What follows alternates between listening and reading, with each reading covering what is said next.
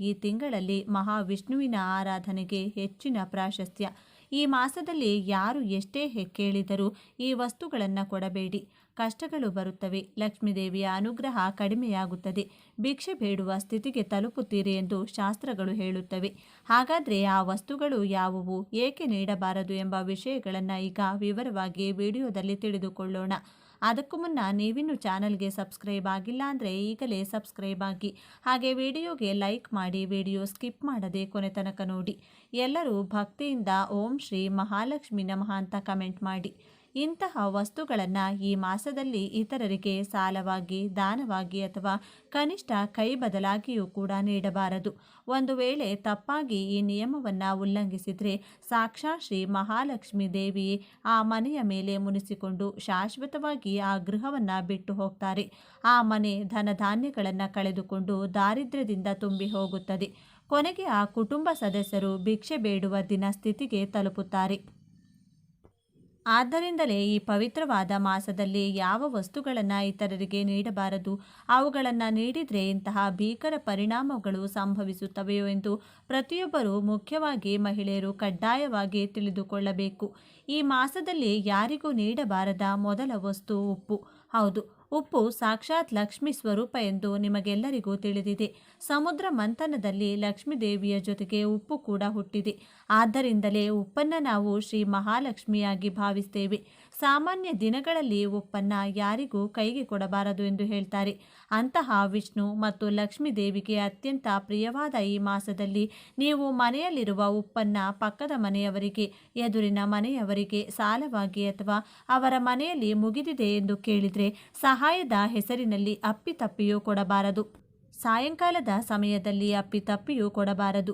ಒಂದು ವೇಳೆ ಯಾರಾದರೂ ಬಂದು ಅಮ್ಮ ಅಡುಗೆಯಲ್ಲಿ ಉಪ್ಪು ಕಡಿಮೆಯಾಗಿದೆ, ಸ್ವಲ್ಪ ಉಪ್ಪಿದ್ದರೆ ಕೊಡಿ ಎಂದು ಕೇಳಿದರೆ ನಿರ್ದಾಕ್ಷಿಣ್ಯವಾಗಿ ಇಲ್ಲ ಎಂದು ಹೇಳಿಬಿಡಿ, ಅಥವಾ ಈಗ ಕೊಡಬಾರದು ಎಂದು ಹೇಳಿ. ಅಷ್ಟೇ ಹೊರತು ಅಯ್ಯೋ ಪಾಪ ಎಂದು ನಿಮ್ಮ ಡಬ್ಬದಲ್ಲಿರುವ ಉಪ್ಪನ್ನು ತೆಗೆದು ಅವರ ಕೈಗೆ ಹಾಕಿದರೆ ಆ ಕ್ಷಣವೇ ನಿಮ್ಮ ಮನೆಯಲ್ಲಿರುವ ಸಂಪತ್ತು ಅವರ ಮನೆಗೆ ವರ್ಗಾವಣೆಯಾಗುತ್ತದೆ. ಉಪ್ಪು ಹೇಗೆ ನೀರಿನಲ್ಲಿ ಕರಗಿ ಹೋಗುತ್ತದೆಯೋ ಹಾಗೆ ನಿಮ್ಮ ಮನೆಯಲ್ಲಿರುವ ಹಣವು ಅನಾವಶ್ಯಕ ಖರ್ಚುಗಳ ರೂಪದಲ್ಲಿ ಕರಗಿ ಹೋಗುತ್ತದೆ. ಆದ್ದರಿಂದ ಈ ಒಂದು ತಿಂಗಳು ಉಪ್ಪಿನ ವಿಷಯದಲ್ಲಿ ಬಹಳ ಜಾಗರೂಕರಾಗಿರಿ. ಎರಡನೆಯದು ಮತ್ತು ಅನೇಕ ಜನರು ಆಗಾಗ್ಗೆ ಕೊಡುವ ವಸ್ತು ಅಕ್ಕಿ. ಅನ್ನ ಪರಬ್ರಹ್ಮ ಸ್ವರೂಪ. ಅನ್ನದಾನ ಮಾಡುವುದು ಬಹಳ ದೊಡ್ಡ ವಿಷಯ ಎಂದು ನಮಗೆ ತಿಳಿದಿದೆ.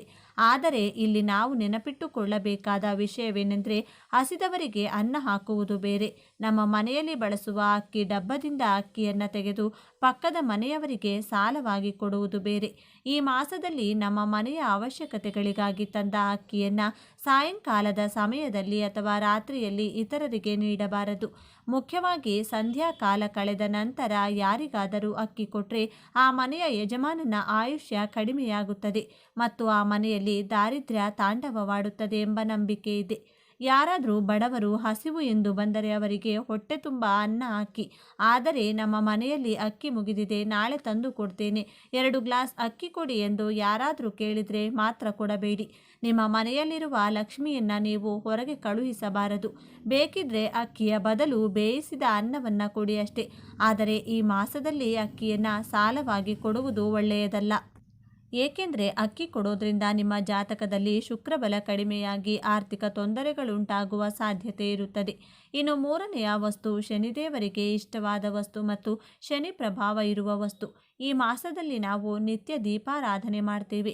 ದೀಪಲಕ್ಷ್ಮಿ ಸ್ವರೂಪ, ಆದರೆ ಅದರಲ್ಲಿ ಸುರಿಯುವ ಎಣ್ಣೆ ನಮ್ಮ ಕಷ್ಟಗಳನ್ನು ಹೋಗಲಾಡಿಸುವ ಸಾಧನ.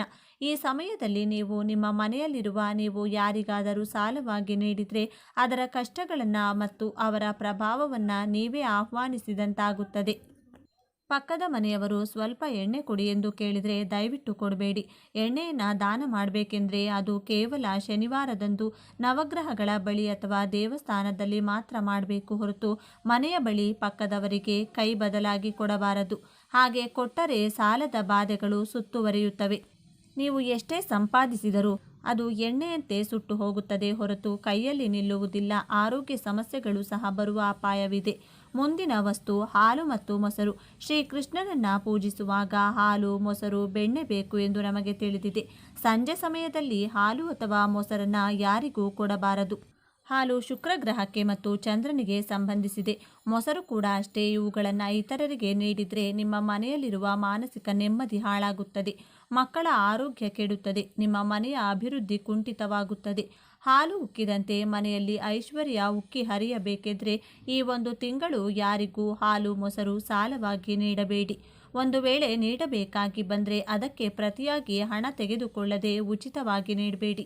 ಆದರೆ ಸಾಧ್ಯವಾದಷ್ಟು ಇದನ್ನು ತಪ್ಪಿಸುವುದೇ ಉತ್ತಮ. ಮುಖ್ಯವಾಗಿ ಮೊಸರನ್ನ ರಾತ್ರಿ ಹೊತ್ತು ಮನೆಯ ಹೊಸ್ತಿಲು ದಾಟಿಸಬಾರದು. ನಿಮ್ಮಿಂದ ವಂಶಾಭಿವೃದ್ಧಿಗೆ ಸಂಬಂಧಿಸಿದ ದೋಷಗಳು ಉಂಟಾಗುತ್ತವೆ ಎಂದು ಶಾಸ್ತ್ರ ಹೇಳುತ್ತದೆ. ಮತ್ತೊಂದು ಅಪಾಯಕಾರಿ ವಸ್ತು ಮೆಣಸು. ಸಾಮಾನ್ಯವಾಗಿ ನಾವು ಅಡುಗೆಯಲ್ಲಿ ಖಾರಕ್ಕಾಗಿ ಮೆಣಸನ್ನು ಬಳಸುತ್ತೇವೆ. ಆದರೆ ಜ್ಯೋತಿಷ್ಯ ಶಾಸ್ತ್ರದ ಪ್ರಕಾರ ಮೆಣಸು ರವಿಗ್ರಹಕ್ಕೆ ಮತ್ತು ಕುಜಗ್ರಹಕ್ಕೆ ಸಂಬಂಧಿಸಿದೆ. ಅಲ್ಲದೆ ಇವು ಉಗ್ರವಾಗಿವೆ, ಶಕ್ತಿಯನ್ನು ಹೊಂದಿರುತ್ತವೆ. ಈ ಮಾಸದಲ್ಲಿ ವಾತಾವರಣ ತುಂಬ ತಂಪಾಗಿರುತ್ತದೆ. ಈ ಸಮಯದಲ್ಲಿ ದೇಹದಲ್ಲಿ ಶಾಖವನ್ನು ಉತ್ಪಾದಿಸಲು ಮೆಣಸು ಬಳಸುವುದು ಒಳ್ಳೆಯದು. ಆದರೆ ಇವುಗಳನ್ನು ಯಾರಿಗಾದರೂ ದಾನವಾಗಿ ನೀಡಿದರೆ ಮಾತ್ರ ಜಗಳಗಳು ನಡೆಯುತ್ತವೆ. ಹೌದು, ನೀವು ಕೇಳಿದ್ದು ನಿಜ. ಮೆಣಸು ಯಾರಿಗಾದರೂ ಕೈಗೆ ಕೊಟ್ಟರೆ ತೆಗೆದುಕೊಂಡವರಿಗೆ ಮತ್ತು ಕೊಟ್ಟವರಿಗೆ ನಡುವೆ ಮನಸ್ತಾಪಗಳು, ಜಗಳಗಳು, ಶತ್ರುತ್ವ ಉಂಟಾಗುವ ಸಾಧ್ಯತೆ ಇರುತ್ತದೆ. ನಿಮ್ಮ ಸಂಬಂಧಿಕರೇ ಆಗಲಿ ಅಥವಾ ನಿಮ್ಮ ಪ್ರಾಣ ಸ್ನೇಹಿತರೇ ಆಗಲಿ, ಅವರು ಮೆಣಸು ಕೇಳಿದರೆ ಇಲ್ಲ ಎಂದು ಹೇಳಿ. ಇಲ್ಲದಿದ್ದರೆ ಆ ಮೆಣಸಿನ ಖಾರದಿಂದ ಸಂಬಂಧದಲ್ಲಿಯೂ ಖಾರ ಹೆಚ್ಚಾಗಿ ಅನಗತ್ಯ ಜಗಳಗಳು ಬಂದು ಮಾನಸಿಕ ಶಾಂತಿಯನ್ನು ಕಳೆದುಕೊಳ್ಳುತ್ತಾರೆ. ಮನೆಯಲ್ಲಿ ಕಲಹಗಳು ಹೆಚ್ಚಾಗಲು ಇದು ಒಂದು ಕಾರಣವಾಗುತ್ತದೆ. ಅಲ್ಲದೆ ಕಡಲೆ ಹಿಟ್ಟು. ಕಡಲೆಗಳು ಗುರು ಗ್ರಹಕ್ಕೆ ಸಂಬಂಧಿಸಿದ ಧಾನ್ಯ.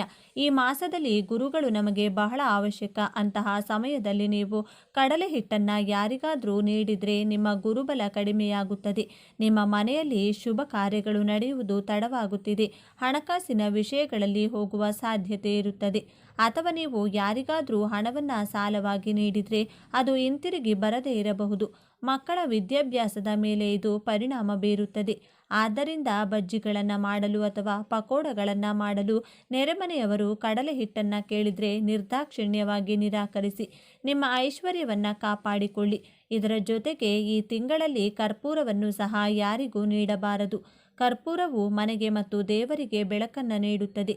ಆರತಿ ಮಾಡುವಾಗ ಕರ್ಪೂರವನ್ನು ಬೆಳಗಿಸಿದರೆ ನಮ್ಮ ಕಷ್ಟಗಳೆಲ್ಲ ಮಂಜುಗಡ್ಡೆಯಂತೆ ಕರಗಿ ಹೋಗುತ್ತವೆ ಎಂದು ನಂಬುತ್ತೇವೆ. ಕರ್ಪೂರವು ಸಾಕ್ಷಾತ್ ಶುಕ್ರನಿಗೆ ವಿಶೇಷವಾಗಿದೆ. ನಮ್ಮ ಮನೆಯಲ್ಲಿ ನಿತ್ಯ ಬೆಳಗಿಸುವ ಕರ್ಪೂರ ಆರತಿಯು ನಮ್ಮ ವಂಶಕ್ಕೆ ತೇಜಸ್ಸನ್ನು ನೀಡುತ್ತದೆ. ಅಂತಹ ಕರ್ಪೂರವನ್ನು ನೀವು ಬೇರೆಯವರಿಗೆ ನೀಡಿದರೆ ನಿಮ್ಮ ಮನೆಯಲ್ಲಿ ಇರಬೇಕಾದ ತೇಜಸ್ಸನ್ನು, ನಿಮ್ಮ ಮನೆಯಲ್ಲಿ ಇರಬೇಕಾದ ಸಕಾರಾತ್ಮಕ ಶಕ್ತಿಯನ್ನು ಅವರಿಗೆ ನೀಡಿದಂತೆ. ನಮ್ಮ ಮನೆಯಲ್ಲಿ ಕರ್ಪೂರ ಮುಗಿದಿದೆ, ಆರತಿ ಮಾಡಬೇಕು, ಒಂದು ಬಿಲ್ಲೆ ಇದ್ದರೆ ಕೊಡಿ ಎಂದು ಯಾರಾದರೂ ಕೇಳಿದರೆ ದೇವರ ಕಾರ್ಯ ಅಲ್ವಾ ಎಂದು ಕೊಟ್ಟು ಬಿಡಬೇಡಿ. ಹಾಗೆ ನೀಡೋದ್ರಿಂದ ನಿಮ್ಮ ಮನೆಗೆ ಅರಿಷ್ಟ ಉಂಟಾಗುತ್ತದೆ. ನಿಮ್ಮ ಮನೆಯಲ್ಲಿ ಒಳ್ಳೆಯ ಕೆಲಸಗಳು ನಿಂತು ಹೋಗುತ್ತವೆ. ಇನ್ನು ಕೊನೆಯ ವಸ್ತು ಯಾವುದು ಎಂದರೆ ಮೊಟ್ಟೆಗಳು. ಈ ಮಾಸ ಪರಮ ಪವಿತ್ರವಾದ ಮಾಸವಾಗಿರುವುದರಿಂದ ಅನೇಕರು ಈ ತಿಂಗಳು ಮಾಂಸಾಹಾರವನ್ನು ಮುಟ್ಟುವುದಿಲ್ಲ. ಆದರೆ ಕೆಲವರು ಮೊಟ್ಟೆಗಳನ್ನು ತಿನ್ನುತ್ತಾರೆ ಅಥವಾ ಬೇಯಿಸಿಕೊಳ್ಳುತ್ತಾರೆ. ಅದು ಅವರವರ ಇಷ್ಟ. ನೀವು ಮೊಟ್ಟೆಗಳನ್ನು ಬೇಯಿಸಿ ತಿಂದರೂ ಪರವಾಗಿಲ್ಲ. ಆದರೆ ಯಾವುದೇ ಪರಿಸ್ಥಿತಿಯಲ್ಲಿಯೂ ಈ ತಿಂಗಳಲ್ಲಿ ಮೊಟ್ಟೆಗಳನ್ನು ಯಾರಿಗೂ ನೀಡಬಾರದು, ದಾನವಾಗಿಯೂ ನೀಡಬಾರದು.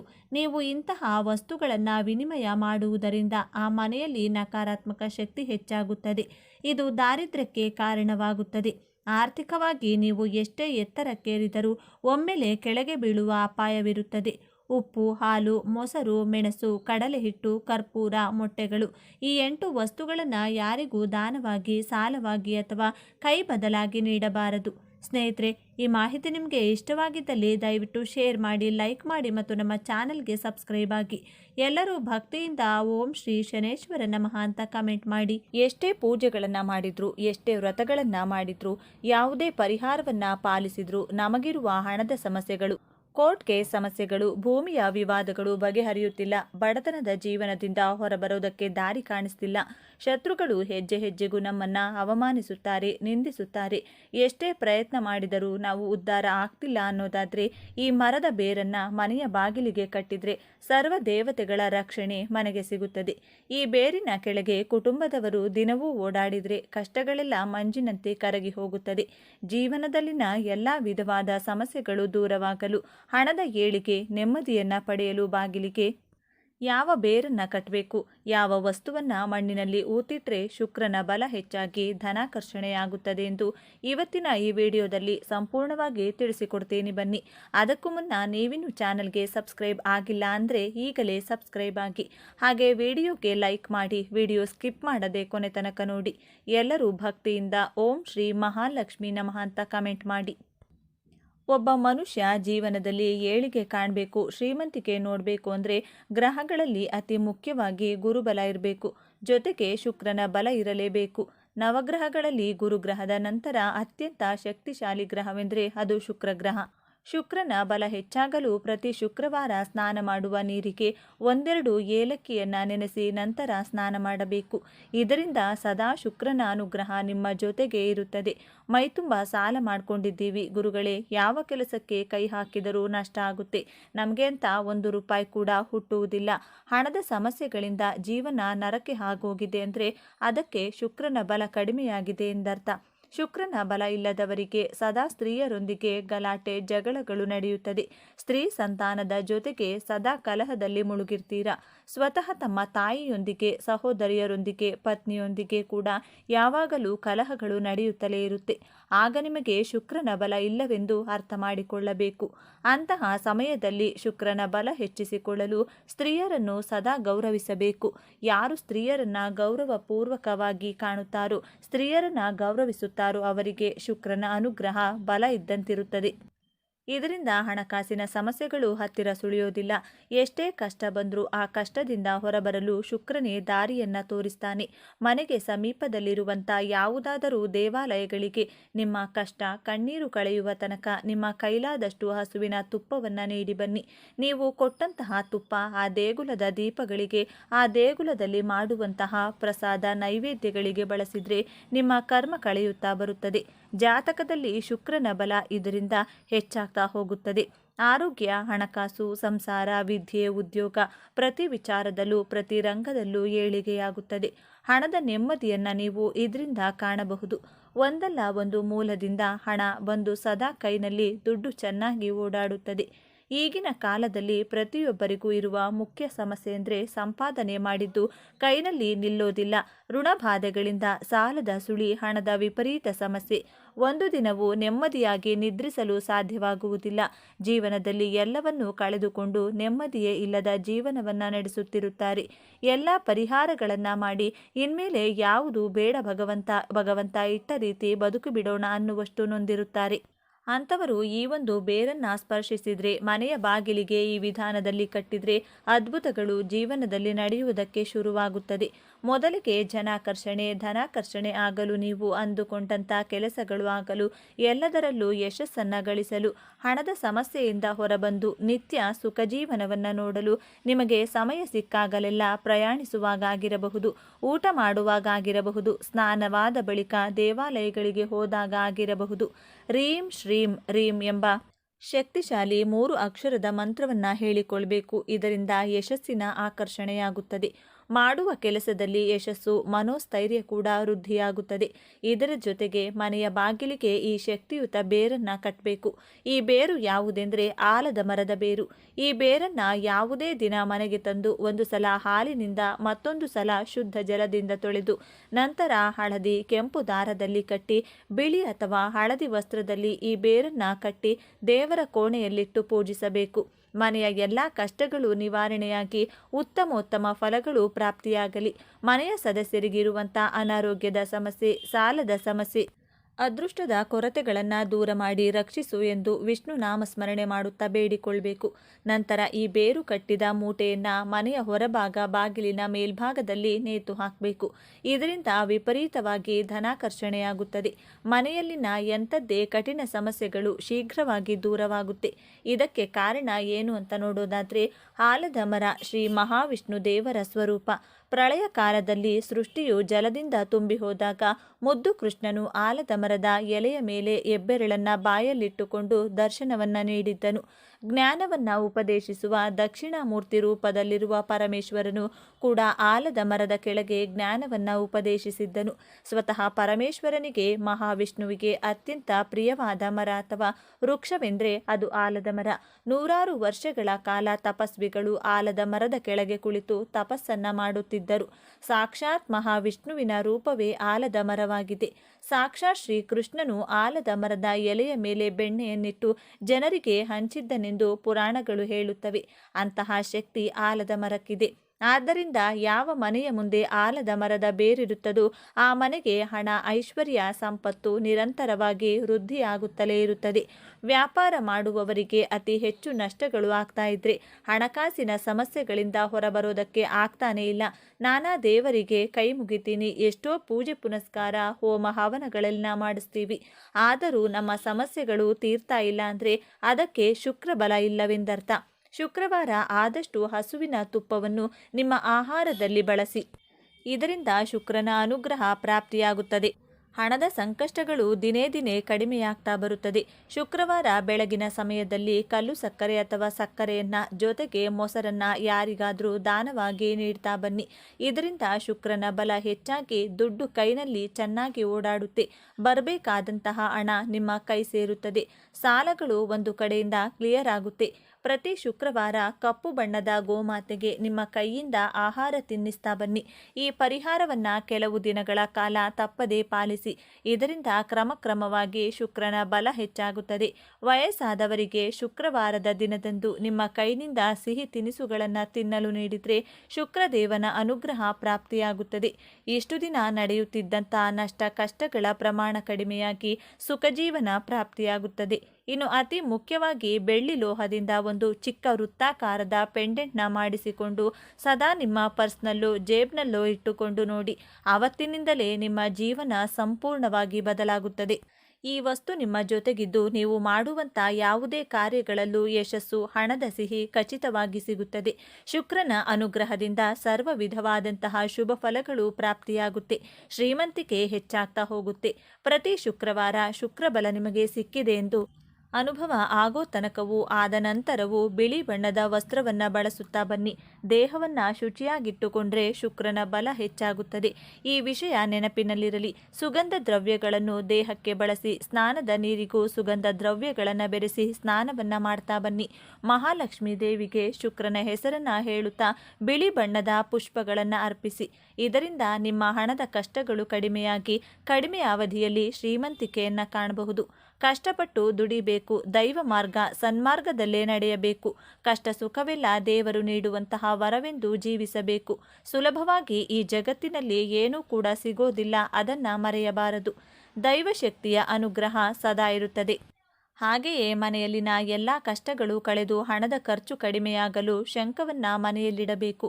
ಇದರಿಂದ ಸ್ಥಿರಲಕ್ಷ್ಮಿಯ ಅನುಗ್ರಹ ಪ್ರಾಪ್ತಿಯಾಗುತ್ತದೆ. ಧನಾಕರ್ಷಣೆ ಉಂಟಾಗಿ ವಿಶೇಷ ಏಳಿಗೆಯನ್ನು ಮನೆಯಲ್ಲಿ ನೀವು ಕಾಣಬಹುದು.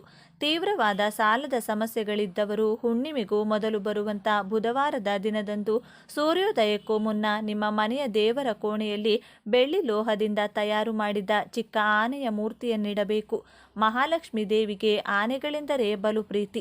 ಬೆಳ್ಳಿ ಲೋಹ ಚಂದ್ರನಿಗೆ ಪ್ರಿಯ. ಚಂದ್ರನಿಗೆ ಅಧಿಷ್ಠಾನ ದೇವತೆ ಶ್ರೀ ಮಹಾಲಕ್ಷ್ಮೀ ದೇವಿ. ಬೆಳ್ಳಿ ಆನೆಯ ವಿಗ್ರಹವನ್ನು ಮನೆಯಲ್ಲಿಟ್ಟು ಪೂಜಿಸುತ್ತಾ ಬಂದರೆ ಲಕ್ಷ್ಮೀ ಚಂದ್ರರ ಅನುಗ್ರಹದಿಂದ ಸಾಲಗಳು ಹಂತ ಹಂತವಾಗಿ ತೀರಿ ಹೋಗುತ್ತದೆ. ಇನ್ನು ಯಾವುದಾದ್ರೂ ಮಂಗಳವಾರದ ದಿನ ಒಂದು ಚಿಕ್ಕ ಪಾತ್ರೆ ಅಥವಾ ಬಟ್ಟಲಿನಲ್ಲಿ ಜೇನುತುಪ್ಪವನ್ನು ತುಂಬಿಸಿ ಆ ಬಟ್ಟಲನ್ನು ಯಾರೂ ಓಡಾಡದೇ ಇರುವಂಥ ನಿರ್ಜನ ಪ್ರದೇಶದಲ್ಲಿ ಚಿಕ್ಕದಾಗಿ ಗುಂಡಿ ತೆಗೆದು ಅದರೊಳಗೆ ಮುಚ್ಚಿ ಮನೆಗೆ ಬರಬೇಕು. ಜೇನುತುಪ್ಪವು ಶುಕ್ರನಿಗೆ ಪ್ರಿಯವಾದದ್ದು. ಈ ಕೆಲಸ ಮಾಡೋದ್ರಿಂದ ಶುಕ್ರನ ಬಲ ಹೆಚ್ಚಾಗುತ್ತದೆ. ಜೇನುತುಪ್ಪದ ಬಟ್ಟಲನ್ನು ಎಲ್ಲಾದರೂ ಹೂತಿಡಲು ಸಾಧ್ಯವಾಗದಿದ್ದರೆ ದೈವ ವೃಕ್ಷಗಳ ಕೆಳಗೆ ಇರುವೆಗಳಿಗೆ ಆಹಾರವಾಗಿ ಹಾಕ್ತಾ ಬರಬೇಕು. ಇದರಿಂದಲೂ ಶುಕ್ರನ ಅನುಗ್ರಹ ಪ್ರಾಪ್ತಿಯಾಗುತ್ತೆ. ಹಣದ ಎಲ್ಲ ಸಮಸ್ಯೆ, ಸಾಲದ ಎಲ್ಲ ಕಷ್ಟಗಳು ಶೀಘ್ರವಾಗಿ ದೂರವಾಗಿ ಸುಖ ನೆಮ್ಮದಿಯ ಜೀವನವನ್ನು ನೀವು ನೋಡಬಹುದು. ಇನ್ನು ವ್ಯಾಪಾರಸ್ಥರು ವ್ಯಾಪಾರ ಚೆನ್ನಾಗಿ ನಡಿಬೇಕು. ನರದೃಷ್ಟಿ, ಅಕ್ಕಪಕ್ಕದ ಅಂಗಡಿಯವರ ದೃಷ್ಟಿ ದೂರವಾಗಿ ಚೆನ್ನಾಗಿ ವ್ಯಾಪಾರ ಹಗಲು 7 ಲಡ್ಡುಗಳಿಂದ ಮನೆಯವರ ಕೈನಲ್ಲಿ ದೃಷ್ಟಿಯನ್ನು ತೆಗೆಸಿಕೊಳ್ಬೇಕು. ಹೇಗೆಂದರೆ 7 ಲಡ್ಡುಗಳನ್ನು ಕೈನಲ್ಲಿ ಹಿಡಿದು ನಿಮ್ಮ ತಲೆಯ ಸುತ್ತ 3 ಬಾರಿ, ಎಡಭಾಗದಿಂದ 3 ಬಾರಿ, ಬಲಭಾಗದಿಂದ ಸುತ್ತಿ ನಂತರ ಆ 7 ಲಡ್ಡುಗಳನ್ನು ಗೋಮಾತೆಗೆ ಅಥವಾ ಮೂಕಜೀವಿಗಳಿಗೆ, ಶ್ವಾನಗಳಿಗೆ ಆಹಾರವಾಗಿ ನೀಡಬೇಕು. ಇದರಿಂದ ಹಣದ ಎಲ್ಲ ಸಮಸ್ಯೆಗಳ ಜೊತೆಗೆ ವ್ಯಾಪಾರದಲ್ಲಿನ ಅಡೆತಡೆಗಳು, ಅಕ್ಕಪಕ್ಕದವರ ದೃಷ್ಟಿ ದೋಷಗಳು ಶೀಘ್ರವಾಗಿ ದೂರವಾಗಿ ವ್ಯಾಪಾರ ಚೆನ್ನಾಗಿ ನಡೆಯುತ್ತದೆ. ನೋಡಿದ್ರಲ್ಲ, ಮನೆಯ ಮುಖ್ಯ ದ್ವಾರಕ್ಕೆ ಯಾವ ಯಾವ ಬೇರನ್ನ ಕಟ್ಟಬೇಕು, ವ್ಯಾಪಾರಸ್ಥರು ವ್ಯಾಪಾರದ ಏಳಿಗೆಗೆ ಯಾವ ತಂತ್ರವನ್ನ ಮಾಡಬೇಕು ಅಂತ ಇವತ್ತಿನ ಈ ವಿಡಿಯೋದಲ್ಲಿ ತಿಳಿಸಿಕೊಟ್ಟಿದ್ದೇವೆ. ಈ ಮಾಹಿತಿ ನಿಮಗೆ ಇಷ್ಟವಾದರೆ ತಪ್ಪದೆ ಜೈ ಶ್ರೀಕೃಷ್ಣ ಅಂತ ಬರೆದು ಈ ವಿಡಿಯೋವನ್ನ ಪ್ರತಿಯೊಬ್ಬರಿಗೂ ಶೇರ್ ಮಾಡಿ. ಮುಂದಿನ ಬಾರಿ ಮತ್ತೊಂದು ವಿಶೇಷ ದೈವ ಮಾಹಿತಿಯೊಂದಿಗೆ ಚಾನೆಲ್ ಮೂಲಕ ಭೇಟಿಯಾಗೋಣ. ಧನ್ಯವಾದಗಳು ಸ್ನೇಹಿತರೆ.